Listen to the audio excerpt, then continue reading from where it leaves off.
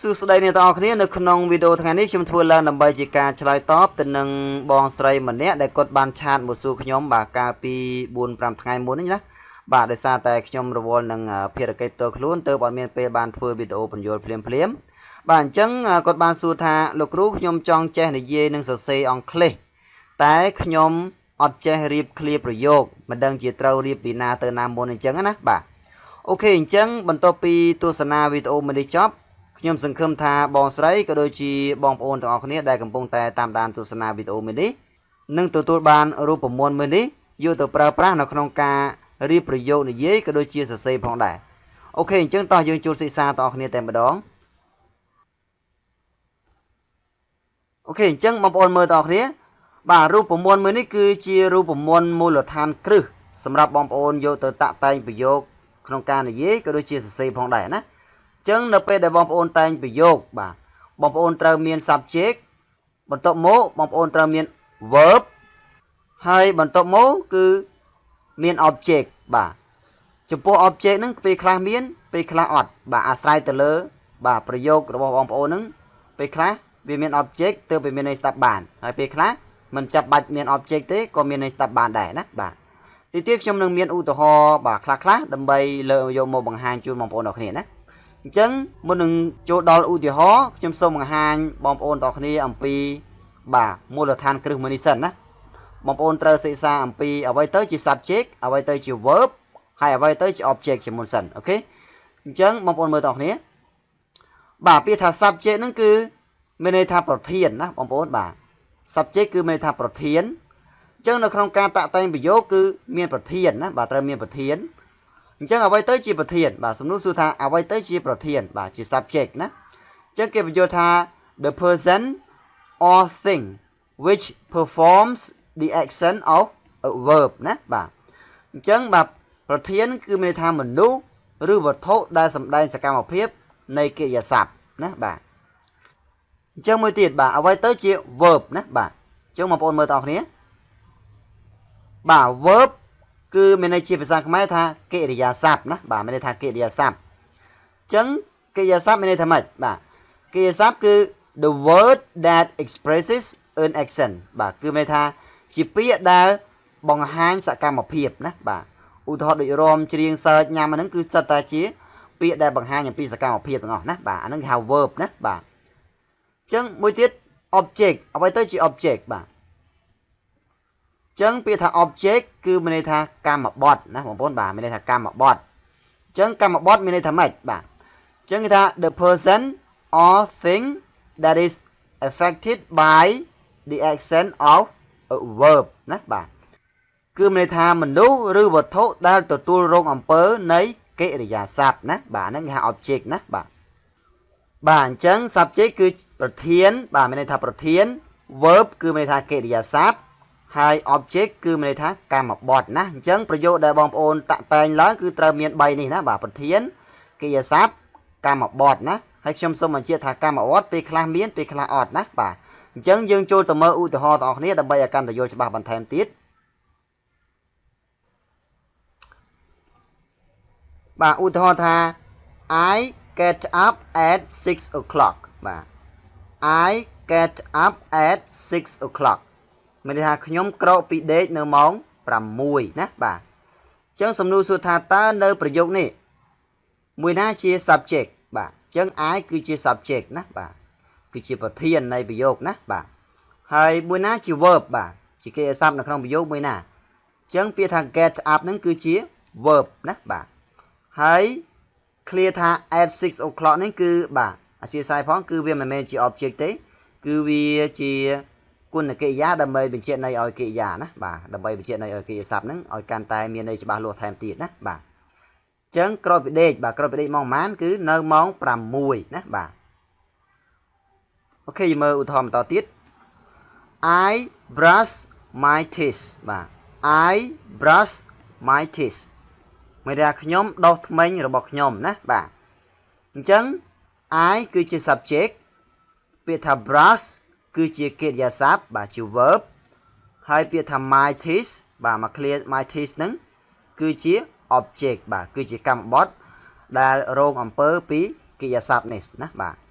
brush បាទ brush ដោះឲ្យគេគឺដោះថ្មិញអញ្ចឹងពាក្យថាថ្មិញហ្នឹងគឺជាកម្មបទដែលទទួលរងអំពើពីកិរិយាសព្ទ brush បាទមានន័យថាដោះណាបាទយើងមើលឧទាហរណ៍បន្តទៀត I wash my face បាទ I wash my face មានន័យថាខ្ញុំលុបមុខរបស់ខ្ញុំណាអញ្ចឹង I គឺជា subject ហើយ wash គឺជា verb ហើយ my face គឺជា object ណាបាទសូមកុំភ្លេចជួយចុច subscribe ហើយនឹងបើករូបសញ្ញាកណ្ដឹងដើម្បីទទួលបានមេរៀនថ្មីៗដែលខ្ញុំនឹងផុសជាបន្តបន្ទាប់បាទបងប្អូនមើលឧទាហរណ៍បន្តទៀត I get dressed បាទ I get dressed មានន័យថាខ្ញុំស្លៀកសម្លៀកបំពាក់ណាបាទអញ្ចឹង I គឺជា subject បាទ get គឺជា verb ហើយពាក្យថា dressed ហ្នឹងគឺវាគ្រាន់តែជាគុណនាមដែលដើរតាមពាក្យ get ហ្នឹងដើម្បីបង្កើតបានជាន័យថាស្លៀកសម្លៀកបំពាក់ណាអញ្ចឹងមក clear ហ្នឹងគឺមានន័យថាស្លៀកសម្លៀកបំពាក់ណាបងប្អូនបាទ get dressed ណាបាទអញ្ចឹងបងប្អូនចំណាំ clear ហ្នឹងទៅបាទ get dressed មានន័យថាស្លៀកសម្លៀកបំពាក់ណាបាទអញ្ចឹងវាជាកិរិយាសព្ទណាបងប្អូនបាទ get ណាបាទហើយបងប្អូនមើលបន្តទៀត I comb my hair បាទ I comb my hair បាទគឺមានន័យថាខ្ញុំសេតសក់របស់ខ្ញុំណាបាទអញ្ចឹង I គឺជា subject comb គឺជា verb ហើយ my hair ហ្នឹងគឺជា object ណាបាទបន្តទៀត I eat breakfast បាទ I eat breakfast គឺមានថាខ្ញុំញ៉ាំអាហារពេលព្រឹកណាបាទអញ្ចឹង I គឺជា subject ហើយ eat គឺជា verb ហើយពាក្យថា breakfast គឺជា object ណាបាទអញ្ចឹងប្រយោគនេះគឺប្រសិនបើបងប្អូនអត់ដាក់ breakfast បាទគឺវាស្ដាប់អត់បានទេណាបងប្អូនបាទឧទាហរណ៍ថា I eat ខ្ញុំញ៉ាំបាទអញ្ចឹងញ៉ាំអីគេអញ្ចឹងវាត្រូវការកម្មបត្តិបាទកិរិយាសព្ទ eat នេះគឺត្រូវការកម្មបត្តិដើម្បីឲ្យវាមានន័យគ្រប់គ្រាន់ស្ដាប់បានណាបាទចំណែកឯកិរិយាសព្ទខ្លះមិនចាំបាច់ត្រូវការកម្មបត្តិទេក៏វាមានន័យគ្រប់គ្រាន់ស្ដាប់បានដែរណាបាទចំពោះកិរិយាសព្ទខ្លះគឺលុះត្រាតែវាមានកម្មបត្តិនៅបន្ទាប់វាមួយទៀតទើបវាមានន័យគ្រប់គ្រាន់ស្ដាប់បានណាបាទអញ្ចឹង I eat អ៊ីតគេគឺ eat breakfast បាទប្រសិនបើអត់មាន breakfast គឺខ្ញុំញ៉ាំមិនដឹងជាញ៉ាំអីគេណាបាទអញ្ចឹងបងប្អូនដាក់កម្មបត្តិមកអញ្ចឹងពាក្យថា breakfast នៅត្រង់នេះគឺជា object បាទគឺជាកម្មបត្តិណាបាទ I eat breakfast ន័យថាខ្ញុំញ៉ាំអាហារពេលព្រឹកណាបាទអញ្ចឹងដូចខ្ញុំបានបញ្ជាក់បងប្អូនថាប្រយោគខ្លះទោះបីជាវាមិនមាន object ក៏វាមានន័យគ្រប់គ្រាន់ស្ដាប់បានដែរណាបងប្អូនបាទហើយប្រយោគខ្លះទៀតលុះត្រាតែវាមាន object ទើបវាមានន័យគ្រប់គ្រាន់ស្ដាប់បានណាបាទអញ្ចឹងវាអាស្រ័យទៅលើ verb ណាបងប្អូនបាទអាស្រ័យទៅលើកិរិយាសព្ទខ្លះជាប្រភេទកិរិយាសព្ទដែលត្រូវការកម្មបត្តិបាទអត់មិនបានទេព្រោះត្រាតែវាមានកម្មបត្តិណាបានវាមានន័យគ្រប់គ្រាន់ស្ដាប់បានចំណែកកិរិយាសព្ទខ្លះវាអត់ទាមទារកម្មបត្តិទេណាបងប្អូនបាទក៏វាមានន័យគ្រប់គ្រាន់ស្ដាប់បានដែរណាបាទអញ្ចឹងនៅក្នុងនេះ verb គឺយើងមានពាក្យថា get up មានពាក្យថា brush មានពាក្យថា wash មានពាក្យថា get ហើយមានពាក្យថា comb មានពាក្យថា eat ណាបាទអញ្ចឹងយើងសង្កេតឃើញថានៅក្នុងការតាក់តែងប្រយោគអ្វីដែលសំខាន់បំផុតគឺបងប្អូនត្រូវមាន subject ហើយនឹង verb ណាបាទមិនអាចអត់បានទេណាបាទហើយនៅក្នុងនេះដែរគឺខ្ញុំអត់ទាន់ចង់ឲ្យបងប្អូនចេះតែងពីអ្នកណាទេគឺខ្ញុំចង់ឲ្យបងប្អូនរៀនចេះតែងអំពីខ្លួនឯងសិនអញ្ចឹងខ្ញុំប្រើសិតតែប្រធានអាយទាំងអស់ណាបាទមានថាខ្ញុំណាបាទអញ្ចឹងបងប្អូនចេះតែងអំពីខ្លួនឯងសិនណាជាមុនសិនសម្រាប់បងប្អូនអ្នកអត់ទាន់ចេះតែងប្រយោគសោះណាបាទអញ្ចឹងរៀនតែងអំពីខ្លួនឯងសិនមកណាបាទបន្ទាប់មកគឺយើងមានប្រធានផ្សេងទៀតដូចជា he she it we you they អញ្ចឹងណាបាទ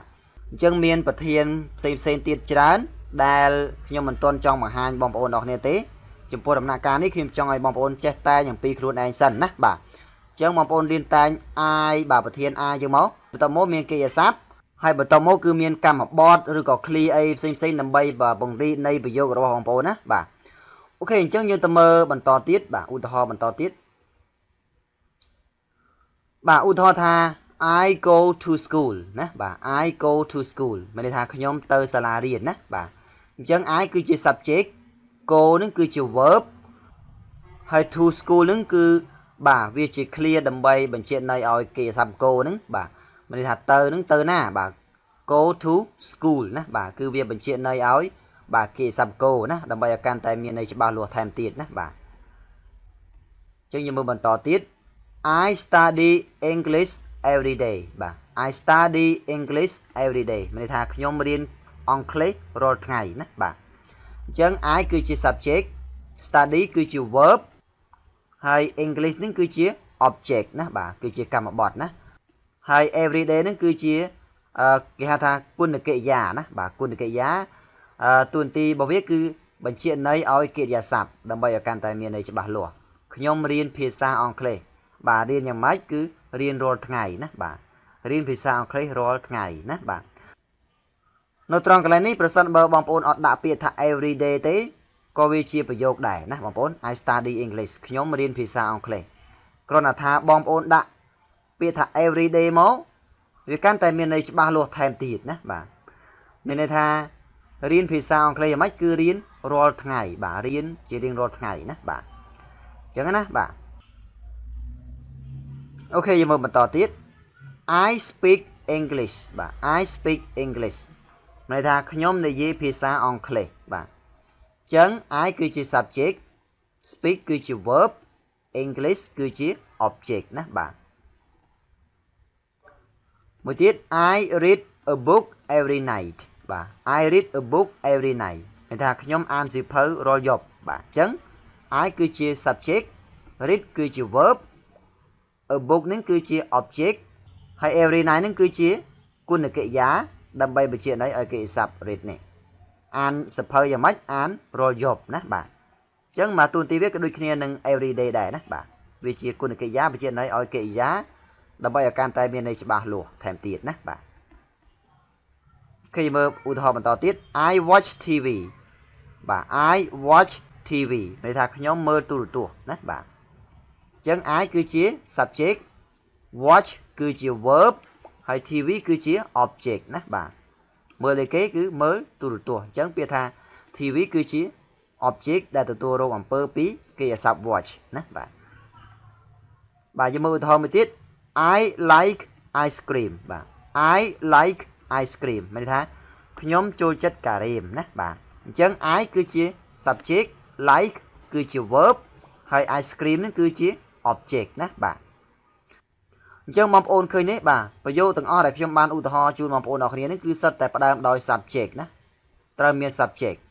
ហើយបន្ទាប់មកគឺត្រូវមាន verb បាទមានកិរិយាសព្ទណាហើយបន្ទាប់មកមាន object ឬក៏អត់ object អាស្រ័យទៅលើប្រយោគដែលបងប្អូនតែងណាបាទហើយពេលខ្លះបងប្អូនអាចប្រើពាក្យដែលជាគុណកិរិយាដើម្បីបញ្ជាក់ន័យឲ្យកិរិយាបាទដូចជា every day every night ហ្នឹងគឺដើម្បីបញ្ជាក់ទៅលើកិរិយាសព្ទហ្នឹងឲ្យកាន់តែមានន័យទូលំទូលាយថែមទៀតអញ្ចឹងណាបងប្អូនបាទអូខេអញ្ចឹងវីដេអូមួយនេះបានមកដល់ទីបញ្ចប់ហើយបងប្អូនអរគ្នាបាទប្រសិនបើបងប្អូនអរគ្នាមានសំណួរឬក៏បងប្អូនអរគ្នាមានមតិយោបល់អ្វីបងប្អូនអាច comment នៅខាងក្រោមវីដេអូនេះបាន